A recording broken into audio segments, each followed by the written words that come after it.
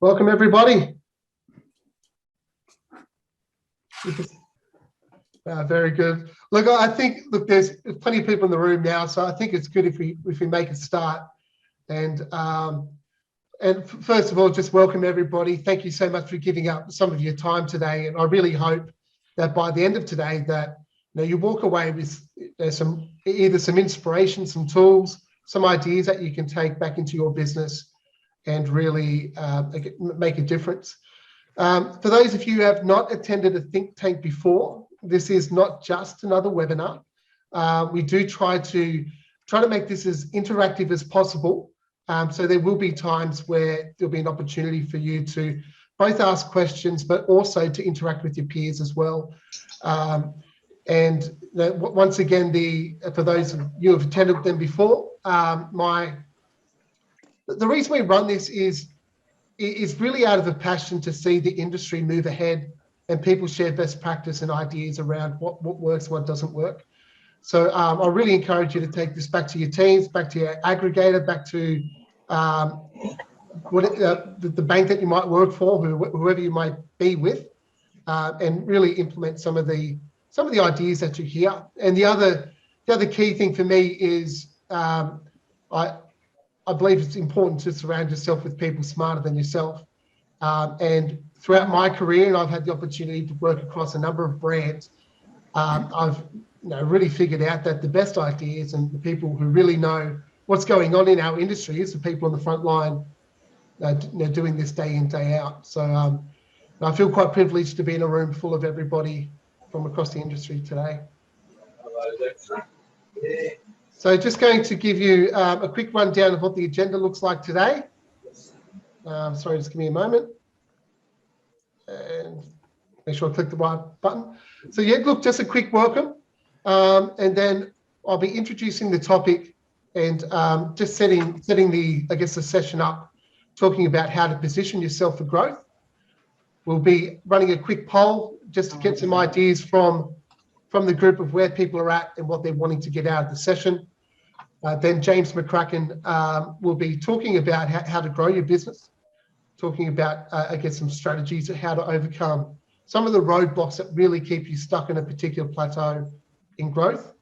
We'll be having a quick breakout session where you'll be talking and discussing some of the ideas from that session with your fellow peers, and then coming back and presenting some of those findings.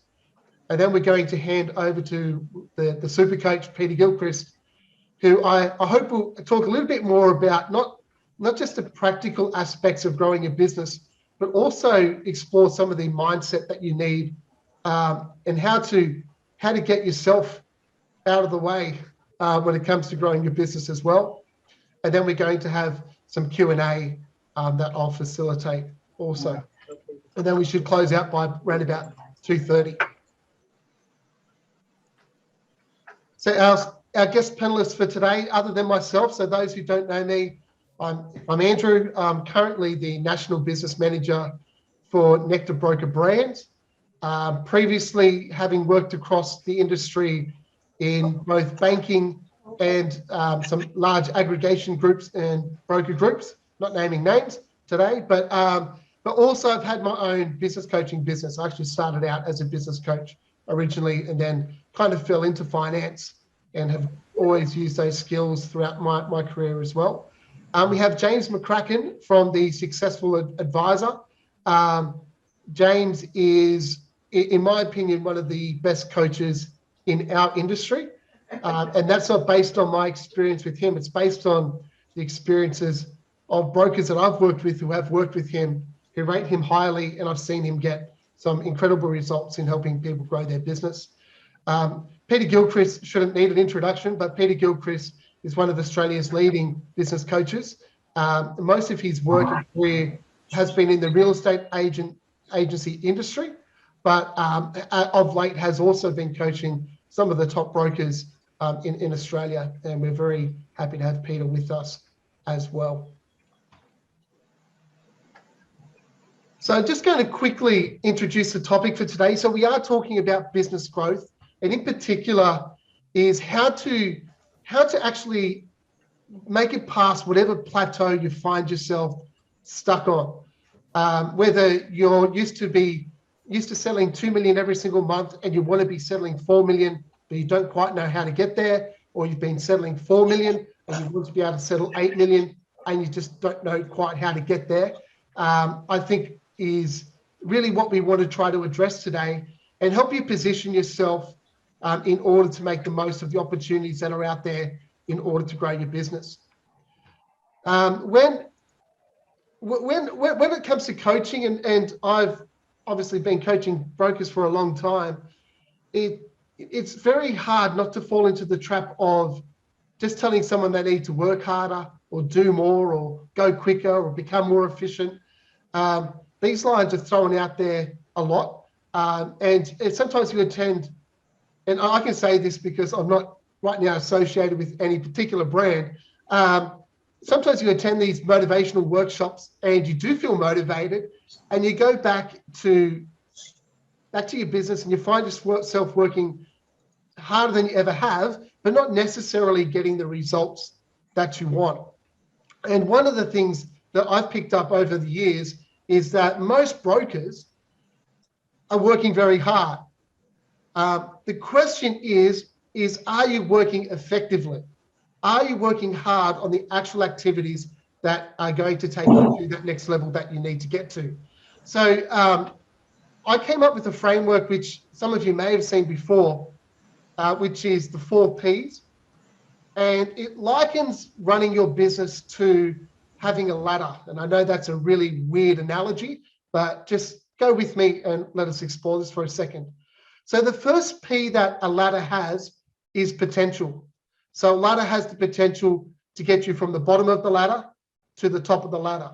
And all of us in this room today, we have potential. Myself personally, I hate the word potential, mainly because potential kind of points out what you should have, but you don't have. When people say to me all the time, Andrew, you've got great potential, it makes me cringe because I somewhat read that as, well, I'm not doing what I could be doing. The second P that a ladder has is purpose. And that purpose could be to, say, change a light bulb on a nice high ceiling. And in your business, you also have purpose. Purpose is your drive. Purpose is your why you're in business. It's not just your skill set. It's not just your experience, but it's that will to make something happen and really wanting to get things done. And I've come across many, people in business that have a lot of potential and have a lot of drive and a lot of purpose, but that doesn't necessarily make them successful or allow them to achieve the results that they want to achieve. And the third P, and this is the one that I really want to focus in on for today, is position. Now, a ladder has to be positioned correctly in order to be able to get success. So if you were to take the ladder and put it on one side of the room, but the light bulb was on the other side of the room, it actually doesn't matter how much potential you have or how much purpose you have, you're never going to be able to change the light bulb. And I see this a lot in business where people have a lot of potential, a lot of purpose, a lot of drive, a lot of energy, and they're working very, very hard. But unfortunately, they're positioned in their business or the activities that they're doing on a daily basis are not the activities that are going to get them the success. And the fourth piece, partnership, which kind of leads into positioning as well, is are they surrounded with the right people? Do they have the right people on their team? Are they listening to the right voices? And I think it's very important that in the context of what we're talking about today is that you are looking to see, how do I need to position myself? How do I need to position my business in order to get the success that I'm after? And sometimes that isn't, go harder, work faster. Sometimes it's about making significant changes and repositioning yourself in your business in order to be able to get the success and realize the potential and purpose that you have. So I just want to leave you with this thought before we start. Effective work equals success. Not working hard, effective work equals success. And the story that I'm leaving you with is the the battle between Blockbuster and Netflix. Now, some years ago, Blockbuster had the opportunity to purchase Netflix. I think it was for around about $20 million. It was relatively cheap at the time. But Blockbuster just run a customer survey for all their customers. They brought back some results that made them decide not to purchase Netflix. And this customer survey said a number of things. It said that customers really enjoyed the tactile feel of picking up a DVD cover and touching it and being able to look at it. It said that they liked the fact that they may go to their local Blockbuster and bump into a neighbor, and that they got quite excited by that, probably in their pajamas, mind you. And the third one was they really liked being able to buy chocolate and popcorn on the way out of the store. And for this reason, Blockbuster said, well, we think that physical stores selling DVDs or renting out DVDs is the right platform because our customers tell us that it is. But what they didn't take into account is that laying in bed and pressing one button is far more convenient for a customer at the end of the day. And eventually Netflix won out because it was more effective in what it was trying to accomplish, although Blockbuster was working very hard in delivering brilliant customer service according to their customers. So I want you to think about what is the Blockbuster business in our industry versus the Netflix business in our industry, and what are you doing? Are you just focusing in on what you're comfortable with and what's currently working, or are you looking at what is the new activities that you need to start doing in order to run an effective business? And at this stage, what I'm going to do is I'm just going to quickly run a poll, and I want you to just let us know what plateau you feel you're stuck on right now in regards to how much business you're currently writing. And as you do that, I also want you to think about this question: what would you like to get out of today's session? And if you can just pop that into the chat for me, maybe some of the thoughts of the things that you want to walk away with today, and we'll give you a moment to do that.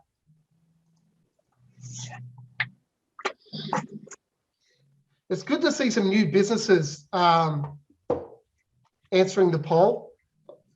I've probably seen around about well over 100. I've helped well over 100 businesses start in our industry. It's one of my passions, is to see new businesses come in. It's a great industry to be a part of. You can see now, I've just shared the poll results. There's a bit of variance in the room around where each of you sit. So just in the chat now, so there's the people talking about any ideas to make business better. That lead generation, it's always a big topic. Some people looking to get some new ideas, and hopefully we can provide that today. Referral partnership strategies, yes, that's a big one. I'm a big believer in it's better to know how to fish and get someone fishing for you than to go and purchase leads or buy fish. Flexibility of product and approach to the market. Very good, very good.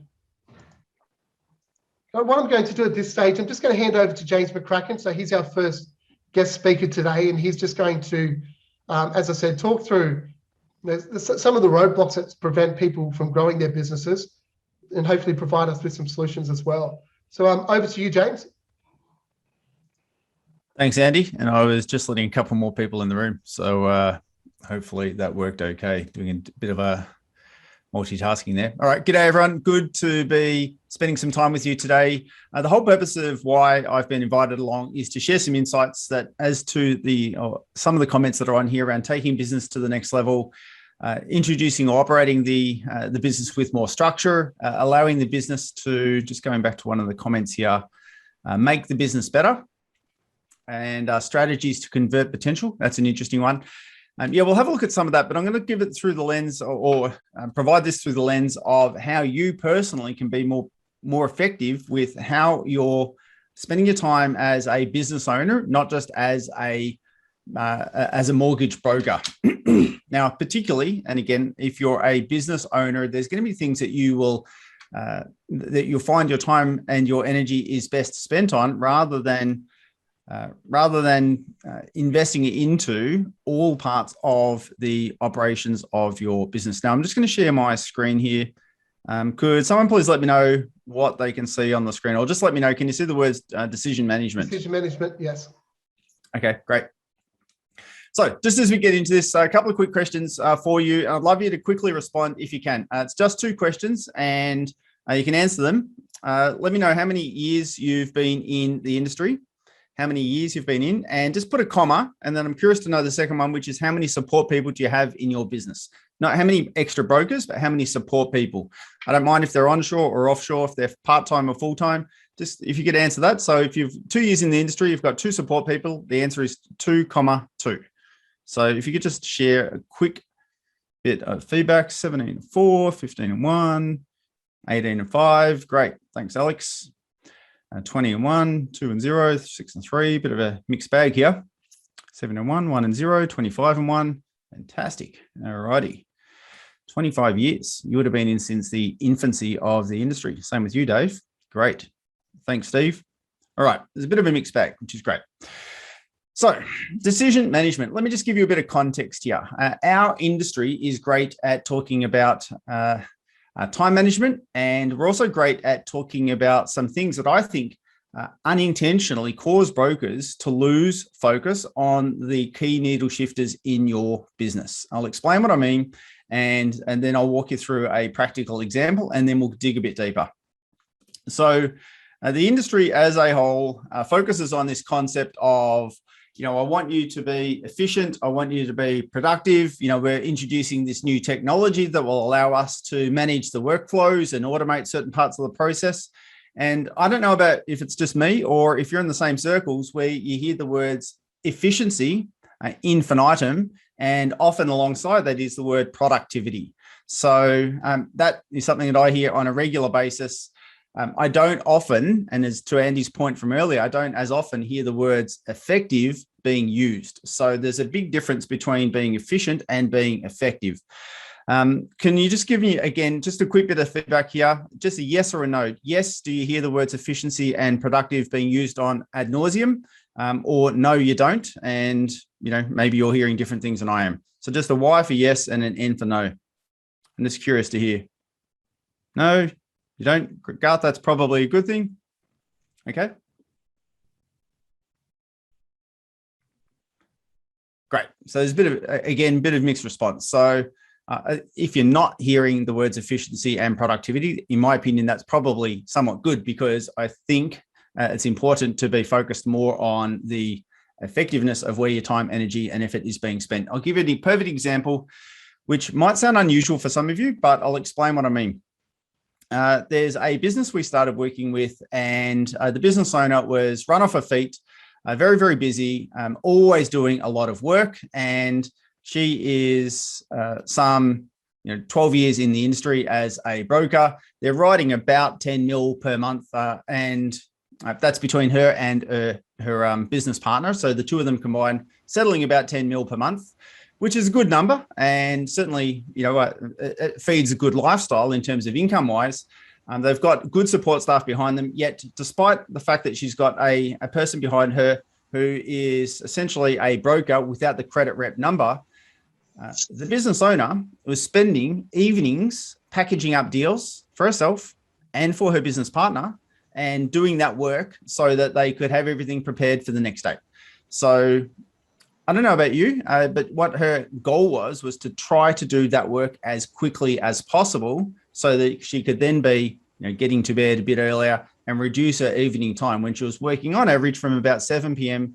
to 10 or 10:30 p.m. 4 to 5 nights a week.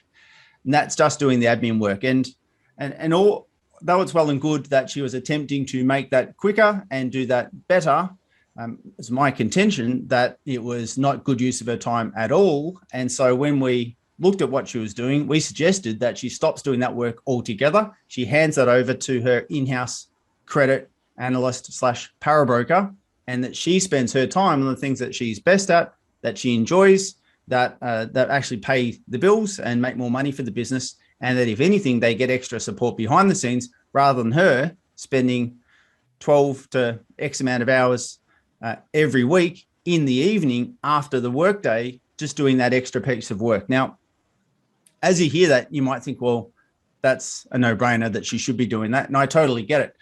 And I reckon if I said to most of you that there's a business out there that's doing 10 mil per month and doing that type of work, you probably think that was ridiculous, but yet here it is happening anyway. My point is this, right? Instead of attempting to be efficient and productive as she was aiming to be, which if anything gives you a false sense of success, that yes, she spent, less time doing the packaging of a deal. That's all well and good, but I'd rather her spend no time doing the packaging of the deal, have her staff do that, and think about what she should do instead, which at least in the evenings was spend more time enjoying quality of time with her young family instead of feeling obliged to be pleasing her clients in a way that was actually super unsustainable, very difficult to meet her own expectations, and if anything, exhausting her and causing her to be very, very stressed. So again, efficiency, productivity tends to be focusing on measuring more stuff and attempting to do it more quickly.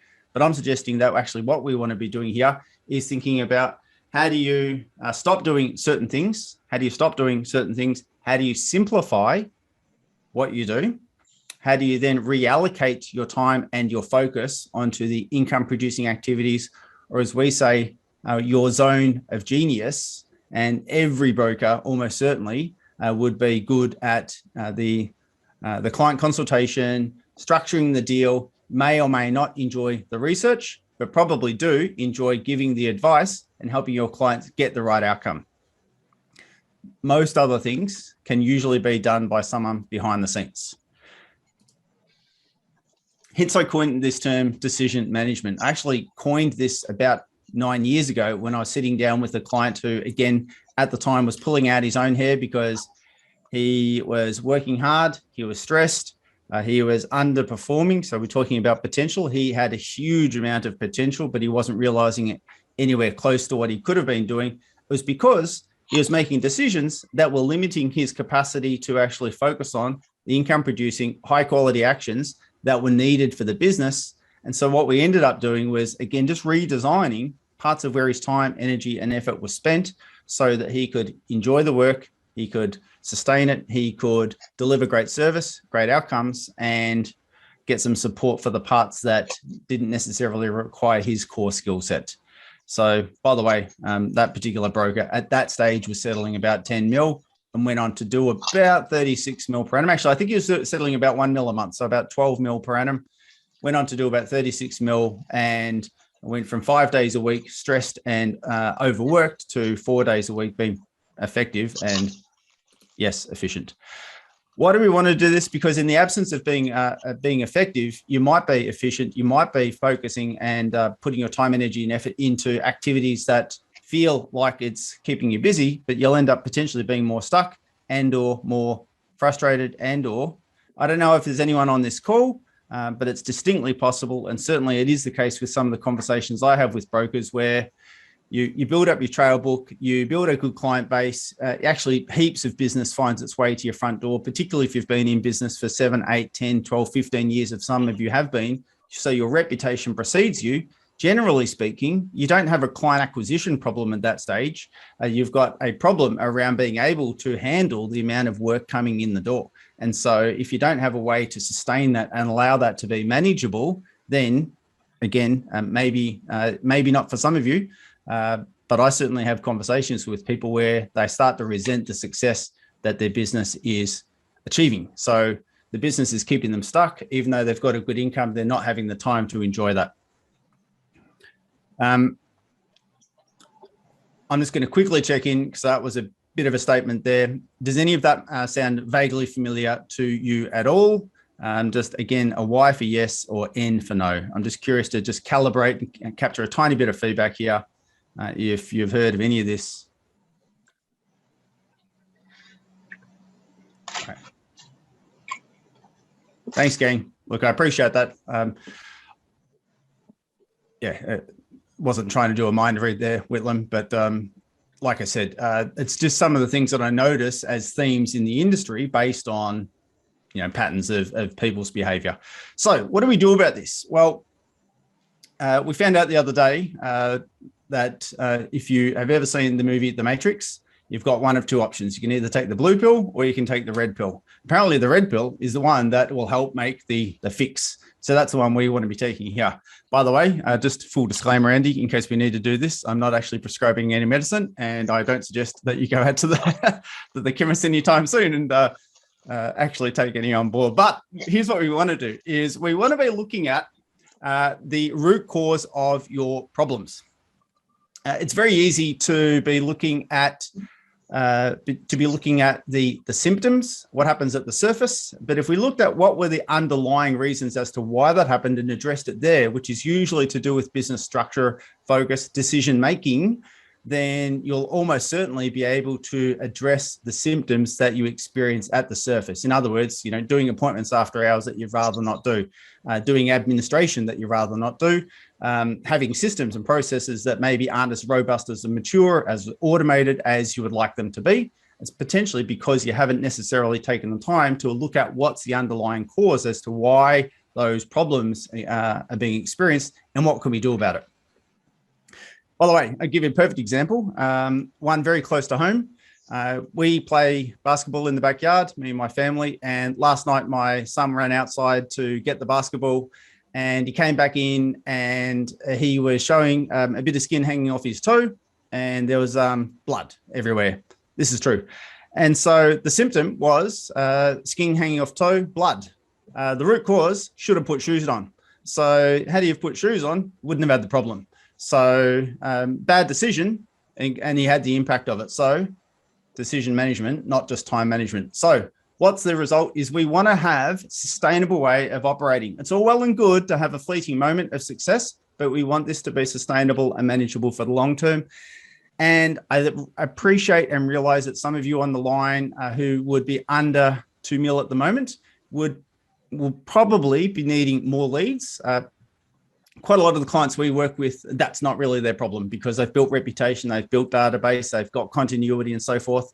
But what they don't typically have is the time to enjoy the success they're creating. So hence, whatever decisions you make, you want them to be somewhat more sustainable for the long term because Andy, as Andy was alluding to before, it's not about attempting to put in more hours. Chances are you're probably working reasonably hard. It's about achieving the greatest output and in some cases about what you stop doing or delegate so that you can enjoy and maintain success over a medium to longer term. So yes, systems are important. Processes are important, but they only help fill the decision-making void that sometimes hasn't quite been nailed. So how do we go about this? Now, I got to tell you, I mentioned this to Andy the other day, is that this consultation I did with this woman who, like I said, their business is doing more than 10 mil per month and that she is stuck every evening writing loans when it really isn't her forte. And so, again, we've given her suggestion and advice around don't do that and actually delegate that work to your staff. Enjoy the evenings on your own or with your family. But here's the thing, right, is that advice, that might seem really obvious to you. And I realize it sort of does because, she saw the forest, we saw the trees, and we're able to say, stop trying to chop down the trees quicker, actually leave the tree alone, get someone else to chop it down. This is the metaphor. And that you can focus on, again, the things that you pay the bills and that you're best at. So in this case, it begs the question of what are the right quality habits that you can implement into your business and your life in order to enjoy a modicum of success, not just in the financial sense, but also in the quality of life sense. Once again, the people we work with, they are usually somewhere on the doing okay to doing very, very well on the money-making scale, and they're looking to have the ability to enjoy what it is that the business is producing from a revenue and income point of view. Give it a moment to think about where is your time being spent. A perfect example. So about 10 years ago, I used to work in corporate and I was saying to my then boss, I'm feeling a bit overwhelmed, stressed and pressured. There's so much to do. Yet, despite all of that, she wants me to do extra work. So I said, well, I'm really struggling. And she's, no problem. What we did, very, very politely, she took me into a meeting room and she got me to write down all of the recurring weekly tasks that I commit to. And when we looked at the amount of tasks that were on the whiteboard that I was able to account for, there was about 22 hours worth of actual work listed there. I was working from around 7:30 till 5:30, 6 o'clock. And yet, despite the 50 odd hours I was putting in each week, I could only account for 22 of them. So what she said to me is, you're not even doing the 37.5 hours that you paid for. You say you're working 50 hours. You can only account for 22. I should be able to give you a lot more work from here, but I can't because you say you're already busy. Now, I say that for you because it's possible, it's distinctly possible that between emails and phone calls and chasing lenders and, working out what your staff's doing and so on and so forth, that time is being dispersed, potentially unknowingly, and yet, you're feeling busy may not necessarily have the results to show for it. But you might be feeling stuck instead of being effective. How do we design our environment, our physical environment, whether you're in an office or in a home environment, so that it's conducive towards focus and it limits your capacity to have elegant distractions? I don't know about your office environment yet, but I'd hazard to say that if you can eliminate some of the distractions, you can allow yourself to go in there to feel like you can be focused, you can be effective, you can enjoy what you're doing. Chances are it will allow you to get into that zone a bit more. So they talk about, the zone or the flow. And when you're in that zone, then usually your output for that time is much, much greater. So yes, that's about it being productive, but hopefully it's about being productive on the right things to begin with. So give consideration to what your environment looks like now. What files can you take off your desk? What is it that you can remove from your environment potentially to feel like it's less busy? I'll give you an example. Quite often I put my phone somewhere, like today, it was vibrating just before this session. I've put it down on the ground, so it's not anywhere around here. It's not in my periphery. As a consequence, it's not consuming a little bit of energy, and it reduces my need to physically go over and pick it up and have a look at what notifications are there, which I might be unique in doing that, but I've certainly been guilty of it before. And what can you book yourself in for? The time that you make available to yourself. So you're working on your business, not just in your business. So maybe a Monday morning, you spend a little bit of time planning out your week. Maybe Friday morning, you might allocate towards catching up with referral partners, for example, so that there's times that are available just for you to be dedicated and focused. I know another broker who will spend at least 3 days a week. He has a bit like a hotel chain when they have a, do not disturb. He physically puts one of these on his door. And this guy writes about 200 mil per annum, by the way. He physically puts one of these on his door around 10 to 11 a.m. His staff are not allowed to annoy him. Doesn't matter if the joint's burning down. They cannot interrupt because that's his outbound phone calling time. So what can you do to allow yourself to be focused, effective, and have the right time allocated to the right activities throughout the course of the week, and that become a recurring habit rather than something that becomes ad hoc and random?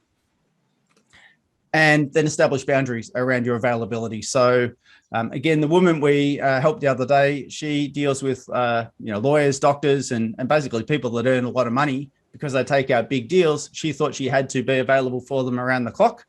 And we said, you don't. If you establish some boundaries around when you're available, chances are that they'll respect you more because you respect your time more.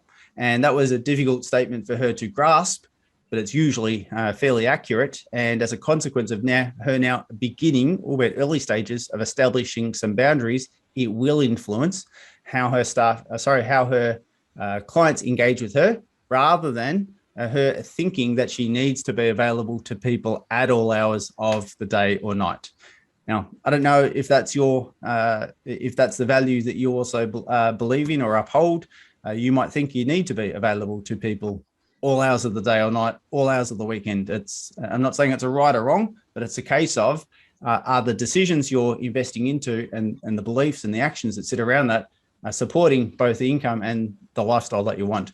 And if they're not, then I'd ask you to potentially look at, well, what could you embrace or do differently that would help facilitate a different and hopefully a better outcome for you.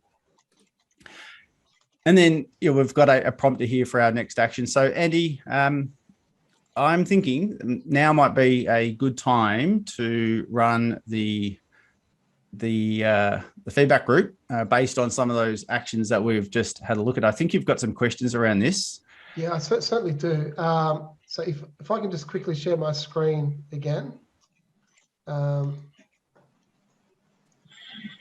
first of all, thank you very much, James. Look, what I'm going to do is we're just going to go into breakout rooms, and there's 3 questions that I just want you to discuss, and we'll try to keep it simple. And this is your opportunity to hear from other brokers what they're doing as well. So what's currently interrupting you in your business? And as someone who's been working from home, there's a fair few things, especially during homeschooling, that was interrupting myself. But it could be a lot of things. It could be as simple as your phone.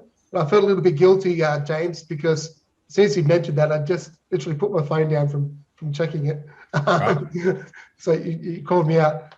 What can you delegate or delete? So what are those things that somebody else could be doing or you don't really have to do at all? And then also, what are the key things that you need to be putting in your calendar every single week? And just something to add to that, there's a couple of comments early on where people were talking about doing business development. And I've come across several people who will allocate a period of time in their calendar each week to do business development. I'm actually anti putting business development in your calendar at a particular time, mainly because business development is about making the most of an opportunity when it rises. It's almost a lifestyle. So it's something that you need to be constantly doing all the time. And sometimes it's on a Tuesday, sometimes it's on a Thursday, sometimes it's on a Friday night. But what I do say is you need to prioritize business development above anything else. If you've got an urgent deal on your desk that needs to be done, don't cancel the coffee appointment you have with that solicitor. Because once again, this is about the difference between just having great customer service and running an effective business. The reality is looking after one deal, which you probably will get to that night and still get the same outcome anyway, compared to building a relationship that could potentially add 2-3 deals a month to your business. That priority is what you need to look after. So I'm just going to put us into breakout rooms now. I'm interested to hear when you get back, and if you can nominate one person from that group just to share some of your findings, would be great. And then we'll have a bit of a discussion once we get back. So I'm just going to pop you into those breakout rooms now. Just bear with me.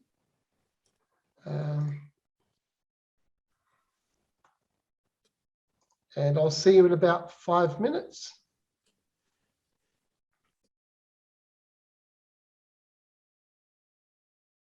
To send me in different directions. Hey, Andy. You're on mute, my friend. But I am. Thank you. Yeah, I can imagine if you had 110 brokers and each of them was ringing you at any particular time, Fabian, you'd be overwhelmed with that. Can be. Oh, sorry, you finished, Fabian? No, that was simply it. So, Chris, do you want to share a bit about your experience? Yeah, look, I'm a broker and it's my first year in broking. So I worked for NAB for 12 years and I did all various roles. Started as a teller, and my last couple of roles were I was a senior business banker and one of the senior BDMs in commercial as well. And I took a package in October last year. So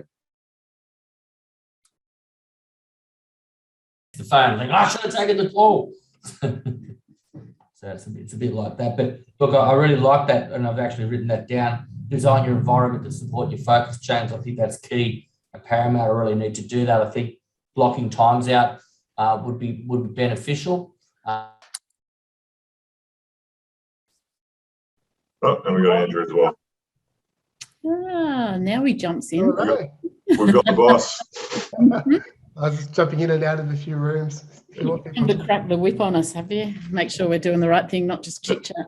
Well, that's it. We better start actually thinking about the questions, not just chatting. Opportunity to check emails, guys. Yeah. So it's always it's hard to get that kind of interaction on this format. It's good. It's good anyway. There's a couple of good conversations going on and a couple of people doing emails. So Yeah. No, we were just chit chatting, shooting the breeze. hi Graham, I don't know whether I don't believe we know each other. Do we know each other? I don't think so, Andy. I don't think I've met you previously. No. Right. Well, it's an absolute pleasure to meet you. Unfortunately, you. I already know Chris and Jennifer. So Yes. So we're about to. What state are you from? From WA, from Perth. Yeah. Ah, so along with Yes. Chris. Yeah. Nice and early there still. So You should have joined 5 minutes ago. We've had this conversation. I just Been coming there, here, done that. now you're not going to have a chance to answer the questions or anything like that. But, Yeah, we've worked out Graham's got a coffee in front of him, and nice. Very good. But no mobile phone. Yeah. I thought James had called me out actually because I was just checking my phone and I put it down when he said, I've actually put my phone down. Like, no. Sprung. that's that webcam you had on. Mine's right here, and my emails are popping up and down on this screen, but I'm trying very hard. Actually, I've been doing a lot of work around that. So. It's always good to run I remember doing a think tank on productivity, and it's like, well, how can you tell people not to do emails at the same time when you're talking about trying to be productive? These sessions, you get out of it what you can, and hopefully people walk away with something. Well, I'm going to pop back out now. I'll leave it to it. I'll call everyone back in soon. I'm going to meet you, Graham. Good to see you again, Jennifer. And Chris. As the same to you. See you, Andrew. See you. So I suppose.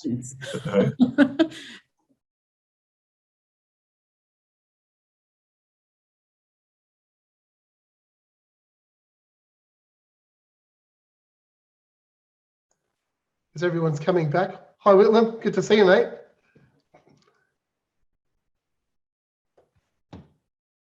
Sorry, mate, I don't have a mic or a camera set up on my desktop computer. I only do it from my laptop. Right. I'm in a breakout room, mate. You just can't see me, that's all. No. All good, mate. All good. That's all good. You've just reminded me, I was meaning to reach out to your sister, actually. We used to chat, because I've got a son on the spectrum as well. Yeah. And he's getting older and more challenging. Absolutely. I tried sending James a direct message, mate, but he's busy talking, so he'll have to forgive me, mate. So I'll get off the laptop, mate. I'll jump back on the other one. No, you're right, mate. You're right. It's good to see you again. Likewise, mate. We'll catch up. Take care. Sure. Cheers. Okay. Welcome back, everyone. It's good to see. I think I'll just give it a couple more seconds for some more people to come back in. Actually, no, let's kick it off. Did anyone want to just quickly share, I guess, some of the things that they may have spoken about, or what came up in the different groups? I can pick some people if you like. I did drop in on a few sessions. How about yourself, Mark Benici? I can see you smiling there. How's it going? Yeah, very well, Andy. How are you, mate? Good. So any insights or just a good opportunity to check emails? Oh, look, we were just, it took 99% of the time to get to know each other. So we took 52 seconds to answer the questions. And I think no one else got a chance. I put my 2 bobs worth in. I think for me, in terms of interruptions, I was just sharing, I've got staff that are not as experienced. So a lot of the time I'm trying to work out problems that they can't sort out through the loan process or the settlement process or to try to get a quicker outcome. It's been madness in the last 12 months with SLAs and that. So that's been one major interruption. And then the second one is, for me, was social media and just being more disciplined in, putting that aside so we could focus on the key issues. Yeah, no, really good point. Social media is definitely one for me. I guess it's a part of our job, as in you should be on social media. You should be having conversations throughout the day. But you can quickly go down the rabbit warren and find yourself looking at cat videos or something. Can be you quite were explaining last week. It's intentional. It's not reactive like a lot of the time our social media. We're just reacting to things instead of being intentional about it. So I thought that was look, and I don't always follow my own advice, but I set aside at least 15 minutes every single morning at a particular time where I kind of give myself a mini goal where I'm going to go comment on 5 posts. I usually jump onto LinkedIn or Facebook. I search via hashtag. So that hashtag usually brings up people commenting on things that I want to talk about. And then I just go and comment. And then, okay, that's my social media done for now. And I'll usually come back to it later on in the day. But yeah, it's hard not to be distracted by it. On to Chris White. Sorry to throw you on the bus, mate. But that's all right. We didn't get much of a chance to talk to discuss the question. Someone dropped in and interrupted us, but that's okay. Yeah, talk about interruptions. I think I did interrupt your group. So we probably three businesses in very different stages of our journey, for want of a better word. With Graham being very experienced in the industry. What was it, 20-something years, Graham? Jennifer, probably in that early stage of development. I'm sort of somewhere in the middle. So obviously have some different challenges, but I think for my part, I think we all agree that there's inconsistency in our approach to business development. That's a big thing that I think we all have in common, regardless of the time that we've been around, and it's different for each of us, but and a bit of a habit to Jennifer was saying about just sort of putting things aside, just on knowing that I can finish it off tonight at home, and I've certainly done that myself quite a lot. I think from my own experience over the last few weeks, we've been concentrating very much on delegating much of my workload to my team. We brought on a new broker about a month or so ago, and my broker support guy has now finished his Cert 4, so we've got a lot more experience there, and I've really delegated everything to do with file processing to them, to the point where I've actually delegated the responsibility for the process itself to someone else as well, to the third person in the team, who's sort of the operations practice manager type role. So in terms of a process, I don't have anything to do with that anymore. I just introduce the deal, and that sort of then they look after it and come back to me with the technical stuff. So from my perspective, I think I've seen the things we're talking about really start to happen within my business, which is really encouraging, because I think that's going to be a really strong platform for growth from here. Nice. Just a follow-up question, if I can. So you've had the opportunity to delegate, I guess, some of that more time-consuming admin style work to your team. Yep. With that time, I guess, that you've got back, what do you find yourself doing with that now? So I've been catching up on a lot of the strategic and admin things that have always been pushed to the bottom of the list around a bit of the marketing, a little bit of the marketing, but a lot of a bit of planning, a bit of reconnecting with some older clients that have been sitting on my Trello board with an intention to follow them up every week, but it's been 6 months. So I'm starting to re-engage some of that, and really starting to focus back on client-facing business development and the broader business strategy. I've also got a couple of partnerships that I have been working on. I've been okay with, but haven't been giving them the attention that they've deserved. So I've now been able to start reinvigorating those as well. and looking for new ones. So it's really pushed me back into the business development and strategy space rather than, you know, filling in AOLs and writing broker notes and things like that.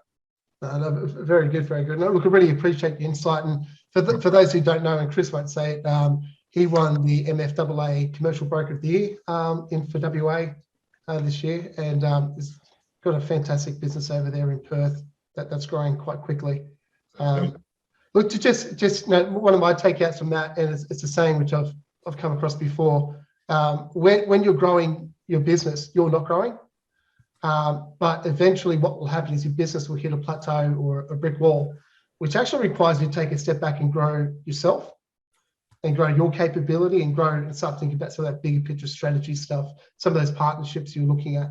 And then once you start growing that, then all of a sudden your business then starts to grow again. And it's almost like you can't do both at the same time. You're either focusing on increasing your own capacity to do things and developing your own skill set and your own relationships, or you're building your business. It's like an either or type of thing. It can be quite frustrating. I'll just grab one more. Does anyone want to volunteer, or otherwise I'm happy to pick somebody?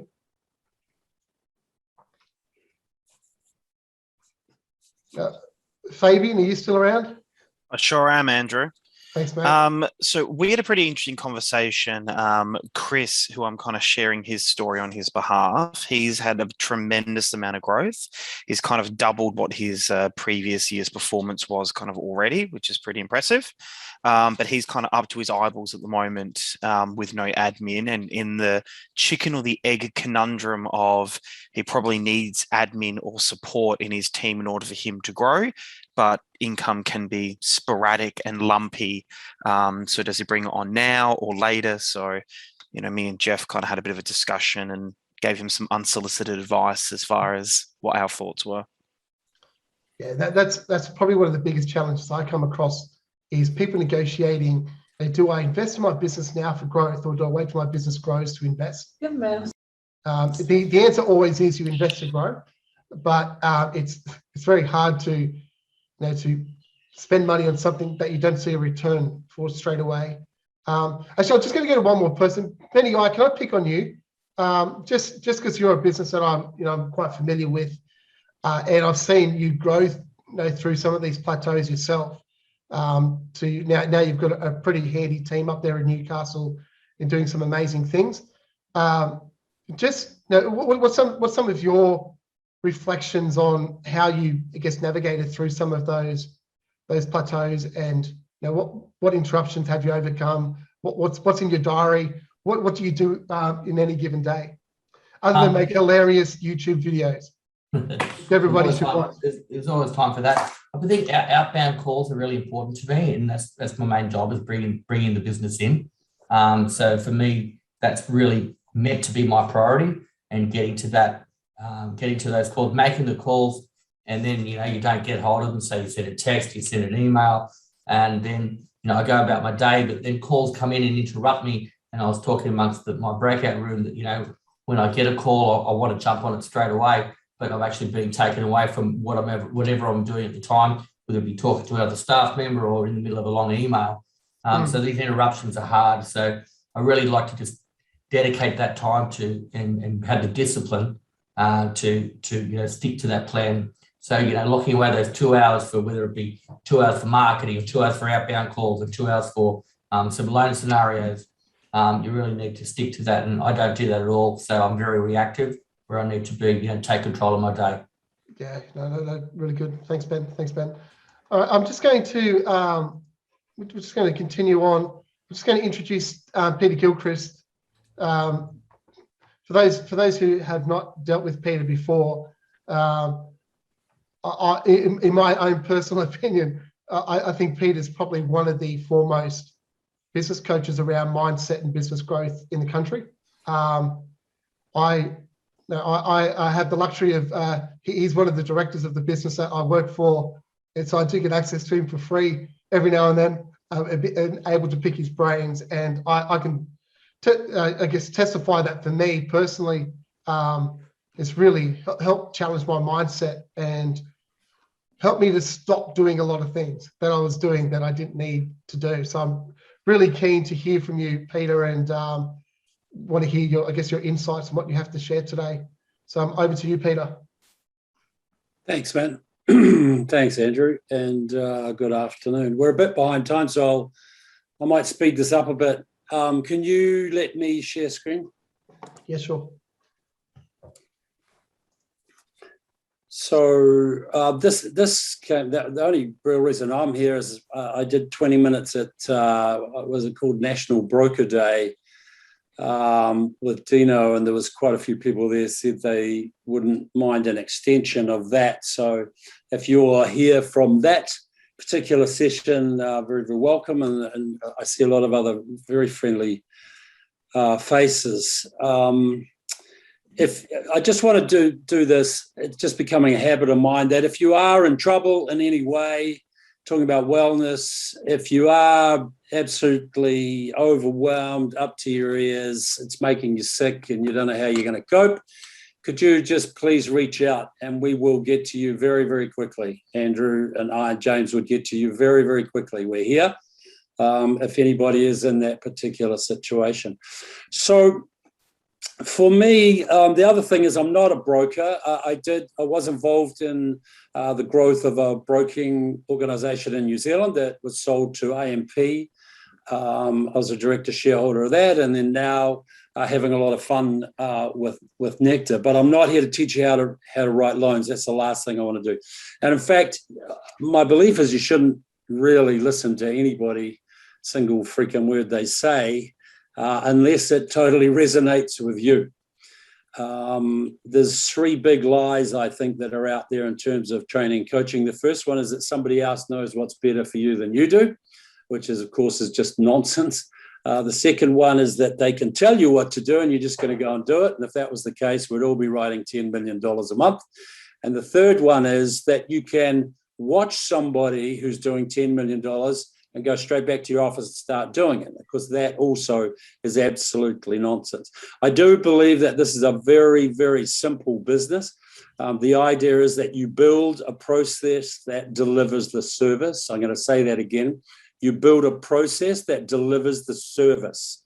You do not deliver the service or you have an unscalable business. Simple as that. So build a process that delivers service and then trust it. And it's only a matter then of what you can put through that process, how much you can put through it, as Peter Gilchrist says. I think we get stuck on plateaus. I think that the reason that no one else can really tell you what to do is we get stuck on these plateaus because of the way we think and the way that we operate. Yeah. We're all pretty fucked up from the day we're born, quite frankly.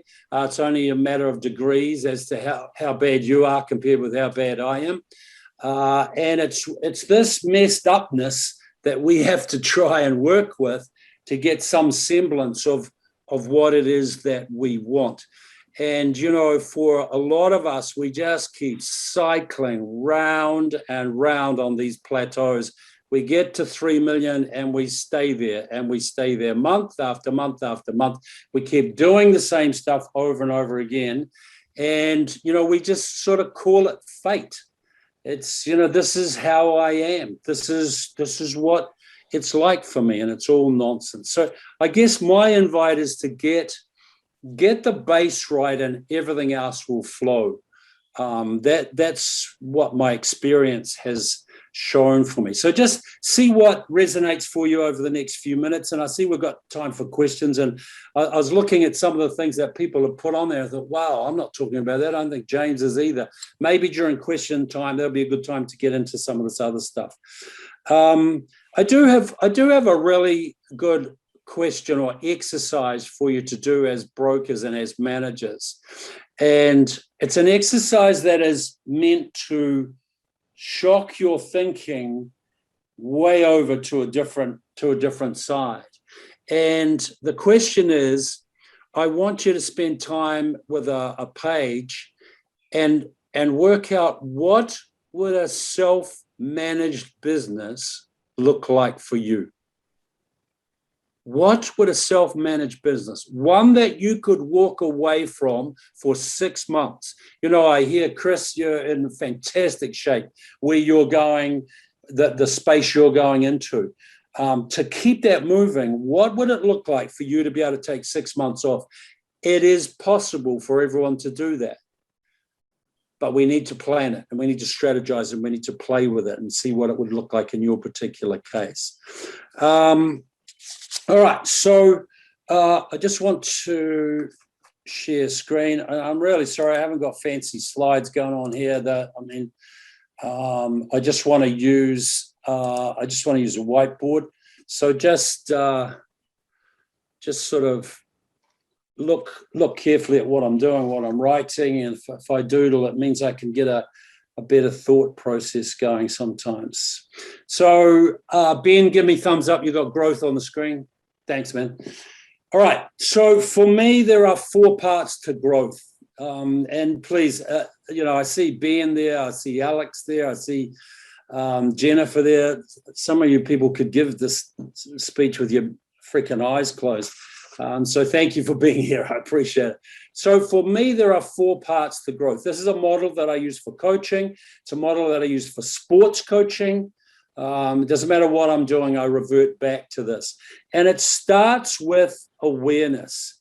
And for me, all growth starts with awareness. If there's no awareness, there's going to be no growth. If Ben and I can't sit and go, wow, I've just realized that I'm not committing to make my course, there's going to be no change. We just keep bashing our way through the day, get to the end of it. We've been busy, seems okay, another day, tick it off. Without awareness, there will be no growth. And awareness, one of the things we talked about at National Brokers Day was an awareness questionnaire. And we make that available to anybody that didn't get it at that shot. And it's designed to challenge you into awareness. Awareness means stepping outside of your business and looking back in like a witness, looking back in and saying, what is going on here? What is the direction of this business? Is it right? No, we need to straighten up, go left, go right. This strategy needs to be brought in and what have you. So there's a questionnaire there that we'll make available. If you want it, either put it in the chat function or Andrew will get it to you. So awareness for me is about stepping outside. It's about your numbers. And you must pay attention to your numbers. It's about the fact that you do 3 million. Then you do 1 million, then you do 2, then you do 500,000, then you do 3. If you can become aware of this up and down, then you can obviously look at it and go, if I just got consistency, which is another whole topic, if I just got consistency, my growth would go through the roof. So numbers are everything to me. And one of the biggest numbers for brokers, please, I'll come back to this shortly, but one of the biggest numbers for you is your pipeline. What is in your pipeline? And I'll show you why that is so important in a minute or two. Awareness is awareness of what are your strategies. If I said to you, what are you doing in your business to grow right now? Can you articulate it easily and clearly? If not, you've got some work to do on that. It's awareness of how you work, how you operate, who taught you about money, who taught you about work, who taught you about delegation. Your relationship with delegation is absolutely pivotal if you are going to grow your business. And if you've been taught, as a lot have, if you want a job done right, I don't even have to answer that. If that's what you're taught, that when it comes time that you go from 3 million to 5, you just work harder and harder and harder until you drop back to 2 again, because you get sick or something happens. It's crazy. So, how you operate your relationship with delegation, where did it come from, is really important. I actually was paid to shadow a real estate agent with $10 million turnover. And he said, I just can't get it. I can't get this leadership thing. He said, I've got no time. I'm going to pay you. I'm going to fly you to Melbourne. You come into my office and I want you to watch how I work. So we get to his office, right? And I get there at 8:30. And he's sitting behind his desk and he said, I guess you want to look around. I said, I don't want to look around. Just don't want to see anything. I want you to pick up the first piece of paper on your desk, please. First piece of paper you put your hand on. He picked it up. His desk was covered, right, all over.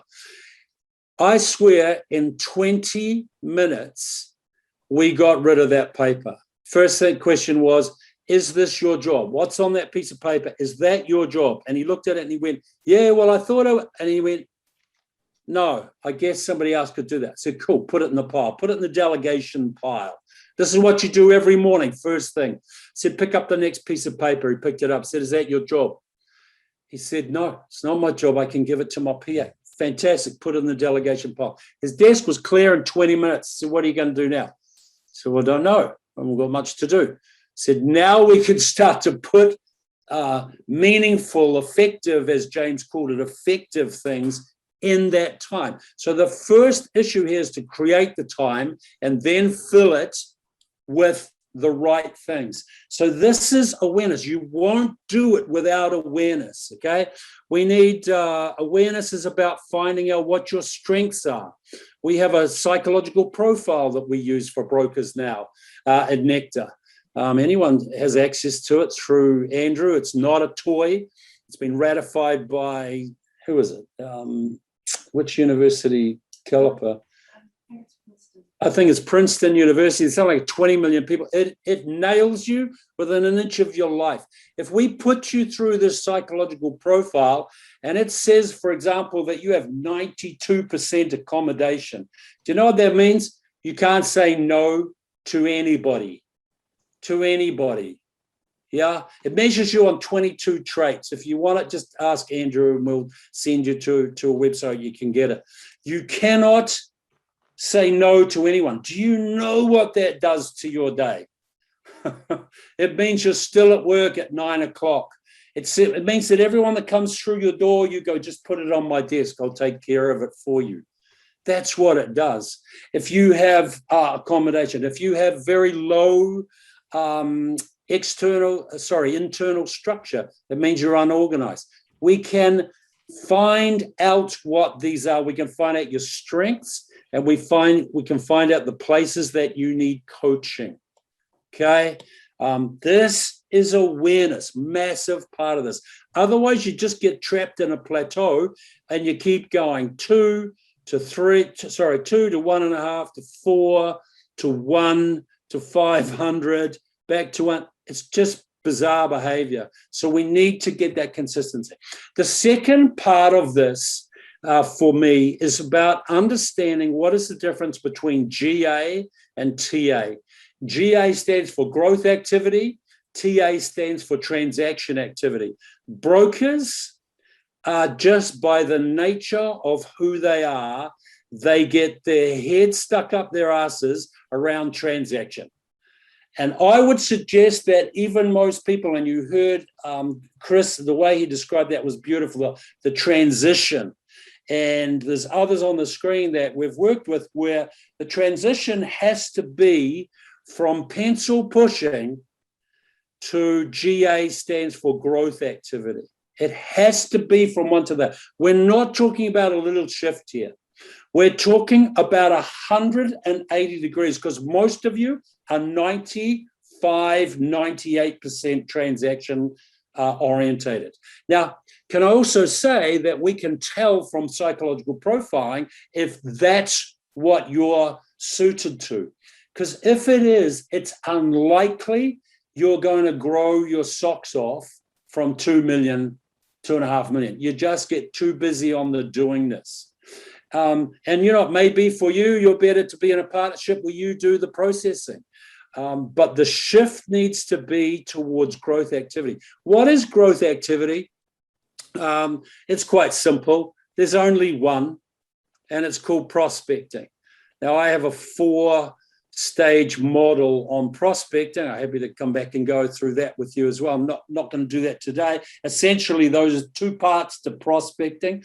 The first one is the people you talk to, interact. They ring you, they send their kids, they send their mum and dad, they call you, you talk, you go to an open day, you go to a real estate office. That's the first strategy overall. The second strategy overall is your marketing machine that is going on in the background 24 hours a day. You need to get that sorted. So the switch is away from transaction. Once somebody says, go borrow that money for me, the deal is done. You don't need to do anything else to that. You got to watch your ego, because your ego kicks in here, and it's only you that can get these deals across the line. We all know you're an amazing broker. It's an absolute crock.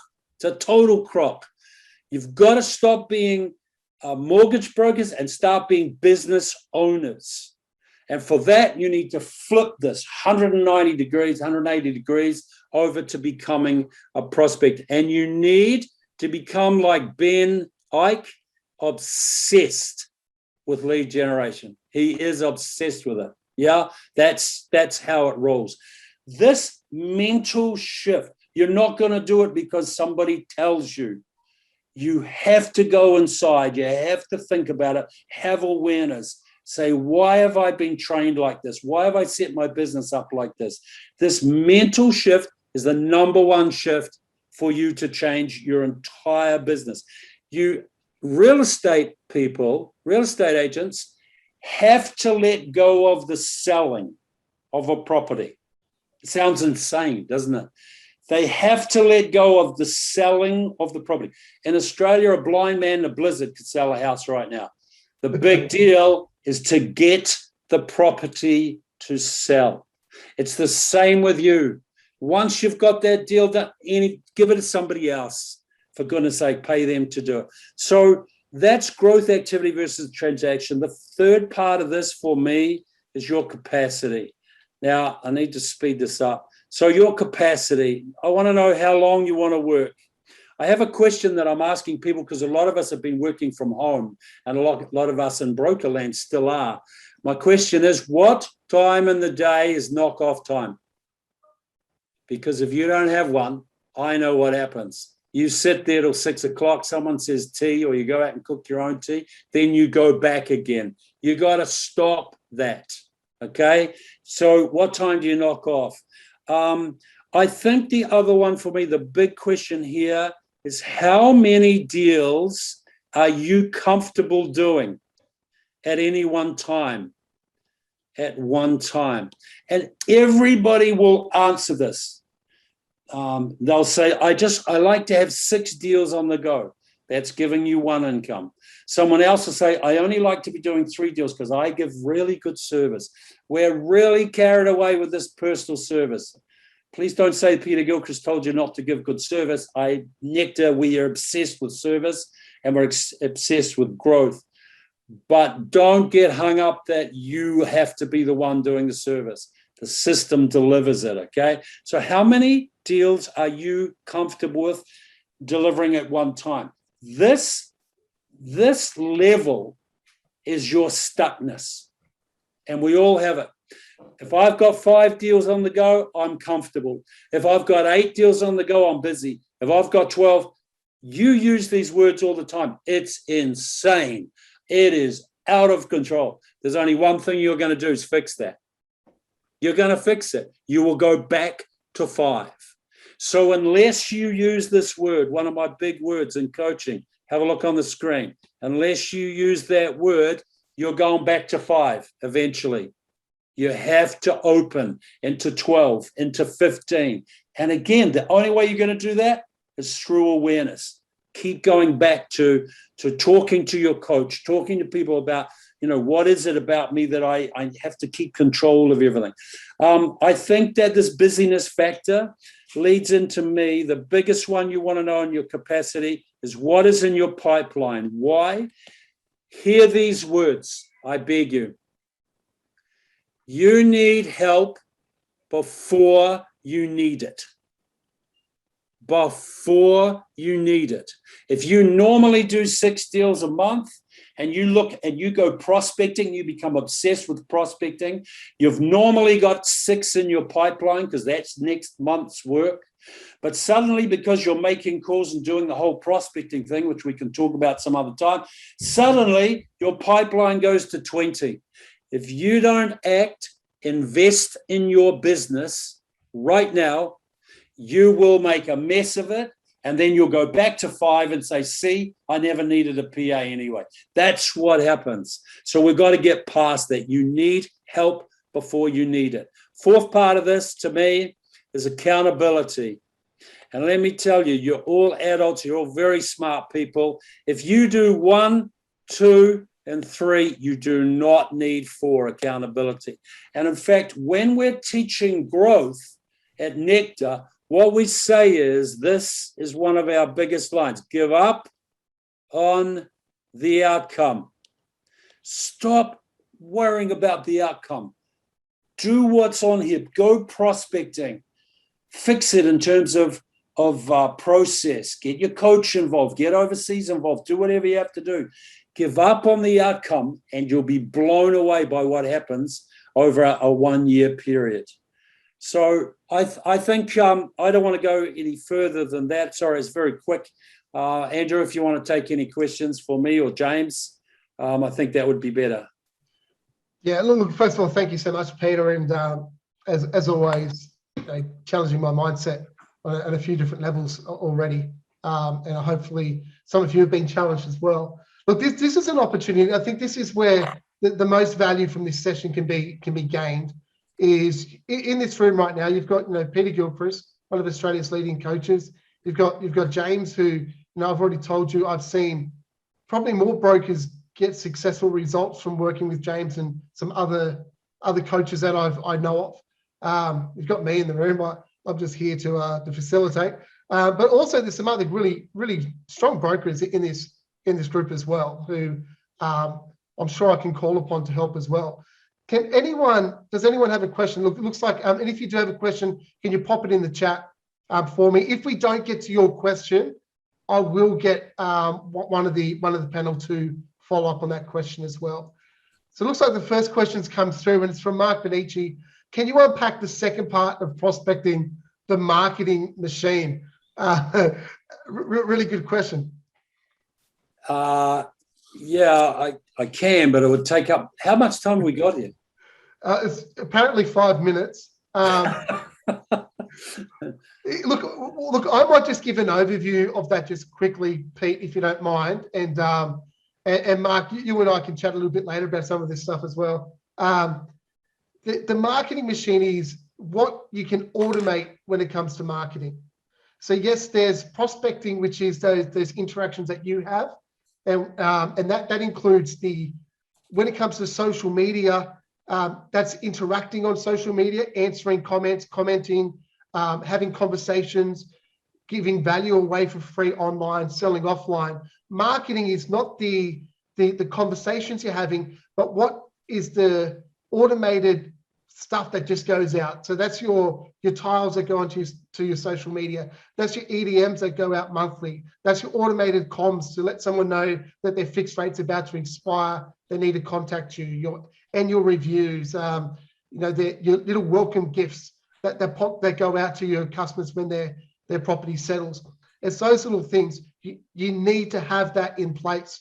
I was in a session recently with Ben Ike, and one of the things that really blew me away was as Ben Ike increased the number of different types of things he was doing around lead gen, especially on social media.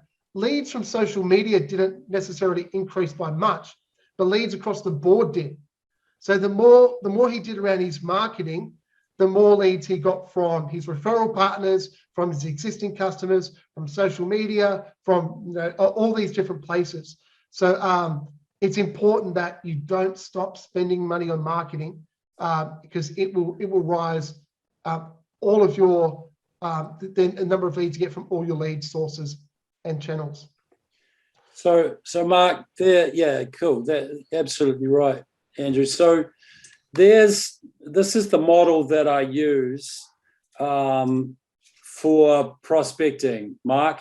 And look, I've done this in about 30 seconds, but it's made up of, first of all, you need a plan for all four of these. The first one is your existing clients. What do you do for your existing clients that makes them say, wow? That's the first one. Okay. So that's all about what we call touch points. Yeah. And Nectar especially has got these we're pretty good around this. So what are the touch points that make me say, wow, I'm going to send everyone to you? That is prospecting. The next one is communication, which is to your database. What I find is a lot of mortgage brokers, their database is in the filing cabinet in the corner. That is just craziness now. You've got to get that out. Again, Nectar take care of that beautifully. The third one is existing inquiry, which is your pipeline. And what I find is that top performers are inclined to let the low-hanging fruit go. So you've got all these people in your pipeline. Because you don't have a system to keep in touch with them, you miss some of them. But the big one for me is you are getting paid at the moment out of that one. But when you're talking growth, the big one is, what are you doing for greenfielding? Greenfielding is, who are not your clients? This is the question. And I beg you all to answer this to yourselves. Who are not your clients but should be? And that will be what? Real estate agents, what accountants, who are not your clients but should be. And this for me is also now is just huge digital. Sorry, Andrew. There you go. No. Thank you, Pete. Thank you. What other questions do we have? We've got time for at least one more. Andy, what I was thinking, if this would be helpful, is I might drop that link in so that people can do that self-assessment as well. Yes, yeah, go for it. Do you want to frame that up, or do you want me to just to give people context? James, if you could give us some context first, that'd be great.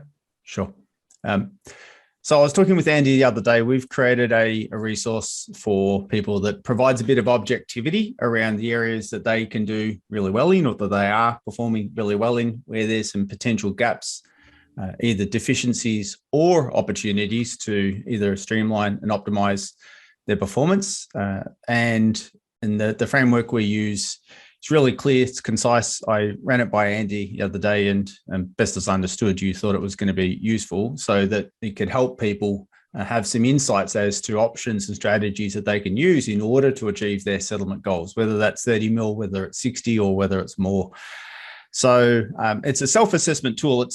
I've just put the link in the chat. If you've ever gone and done something like an eDisc or another behavioral profiling tool, and once you go through and you answer the questions, you then get a report that provides some suggestions and options and actions based on your own responses.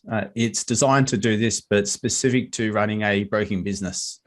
So that might be complementary to some of the other things that Peter was just talking through in terms of being able to provide a bit of self-assessment around what's working well, where there are gaps and opportunities that, if they were addressed, can help manage that process as a business owner more effectively.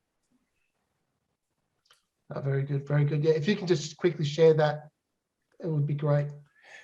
Yeah, I think I have. If people can. Yeah, it's come up. Yeah.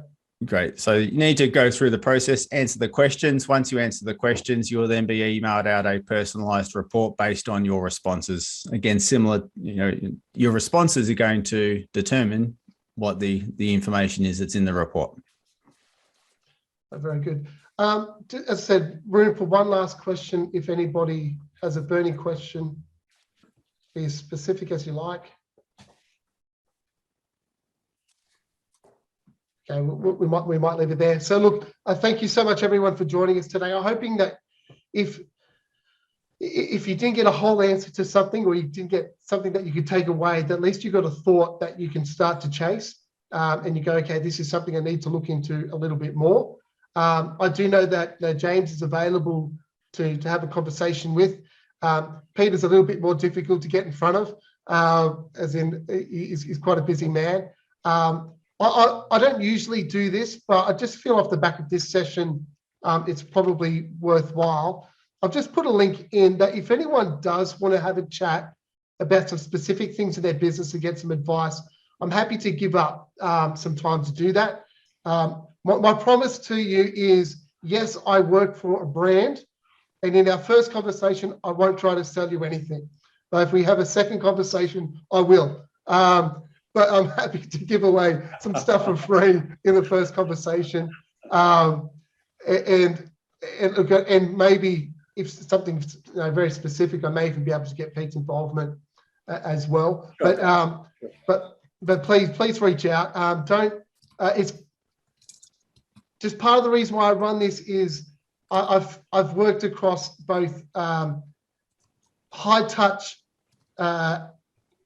franchising with a big brand. I've worked in aggregation where you're just another number. I've worked across the whole spectrum of this industry, and I'm really passionate about people getting support and not having to pay through the roof to get that support as such, or having an opportunity to bounce ideas off other people. And this is why think tanks exist. So look, even if there's someone else on this session today that said something interesting, reach out, connect. You're not alone. You're not out there alone. Pete said it brilliantly when he first opened up. If anyone has an immediate need where you're really struggling in your business, reach out. I'd rather see you get the help and support you need. And if it's not something I can help with, I will put you in contact with someone who can. Please reach out. You're not out there alone. But thank you so much, everybody. I know some of you couldn't get in earlier in the session. I do apologize for that. I will send a recording or make a recording of this session available, as well as send out a couple of the tools and links that have been spoken about. So take care, guys. Keep winning, and have an awesome rest of the day and week. Thank you very much. Thanks, Andy. See you, everyone.